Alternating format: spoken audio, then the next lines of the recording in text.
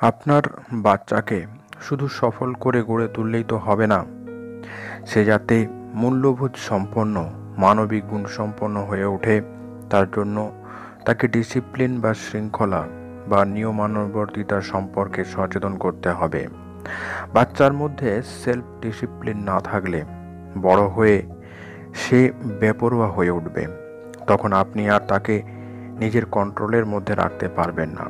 সেই কারণে বাচ্চার মধ্যে সেলফ ডিসিপ্লিন বৃদ্ধি করা জরুরি। আর তা করার জন্য মা বাবারা যে বিষয়গুলো সম্পর্কে সচেতন হবেন সেগুলোই আজ আলোচনা করব। বাচ্চাকে সেলফ ডিসিপ্লিন শেখানোর জন্য বাগানের কয়েকটা ফুল গাছের চারা লাগাতে বলুন এবং তাকে বুঝিয়ে বলুন যে গাছটাকে খুব ভালো করে যত্ন করলে, সকাল বিকেল জল দিলে, গাছের গোড়ায় সার দিলে গাছটি সতেজ এবং সুন্দরভাবে বেড়ে উঠবে এবং সেই গাছটিতে একদিন সুন্দর সুন্দর ফুল ফুটবে। এই অভ্যাসের মধ্যে দিয়ে বাচ্চার কেয়ার নেওয়া বা কেয়ার করা সম্পর্কে শিক্ষা নেবে, সময় সম্পর্কে সচেতনতা বাড়বে, সৃষ্টিশীল কাজে উৎসাহ বোধ করবে। সবচেয়ে বড় শিক্ষা ধৈর্য এবং অপেক্ষা করার শিক্ষা লাভ করবে। কারণ গাছ লাগানোর পর তাকে যত্ন করে বড় করার পরে ফুল পাওয়া যায়।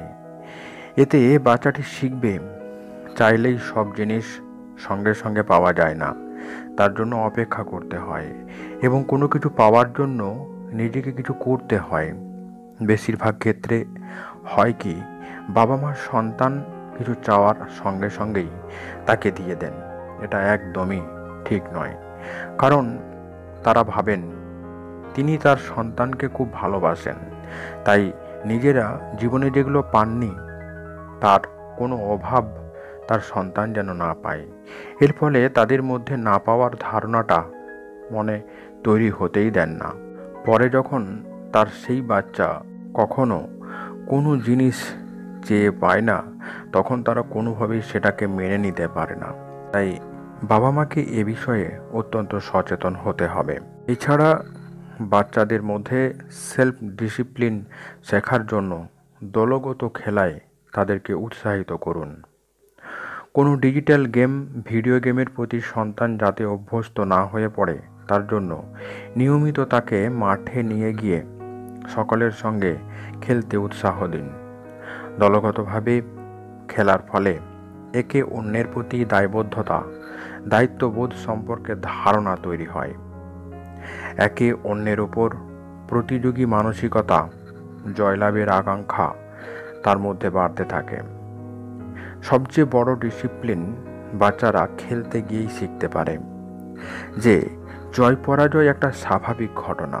খেলতে গিয়ে কোনো দল কোনো দিন জিতবে, কোনো দিন হারবে, আর তার থেকেই মনের মধ্যে জয় পরাজয়কে মেনে নেওয়ার শক্তি গড়ে ওঠে। ফলে পরবর্তী জীবনে চলার পথে ব্যর্থতাকে জীবনের সাফল্য লাভের জন্য আরও বেশি করে উদ্যমী করবে, প্রেরণা যোগাবে। কখনোই প্রথম ব্যর্থতায় ভেঙে পড়বে না, হতাশ হবে না এবং অবসাদগ্রস্ত হয়ে পড়বে না।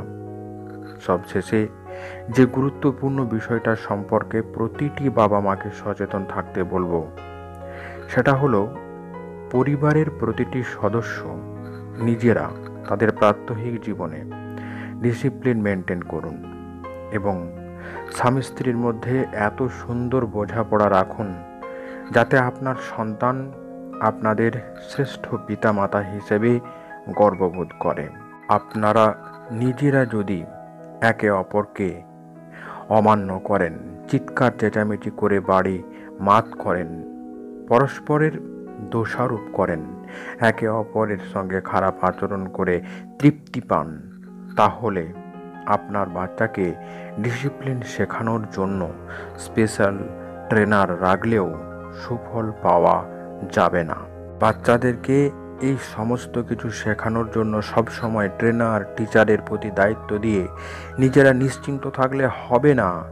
নিজেরা ডিসিপ্লিন মেনটেন করে বাচ্চার সামনে দৃষ্টান্ত তৈরি করুন। দেখুন আপনার সন্তান জীবনে সুশৃঙ্খলভাবে সুপ্রতিষ্ঠিত হয়ে গড়ে উঠবে।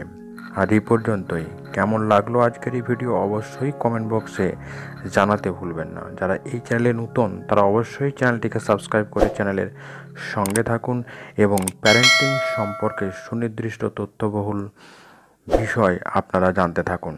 সম্পূর্ণ ভিডিওটি দেখার জন্য আপনাদেরকে অসংখ্য ধন্যবাদ।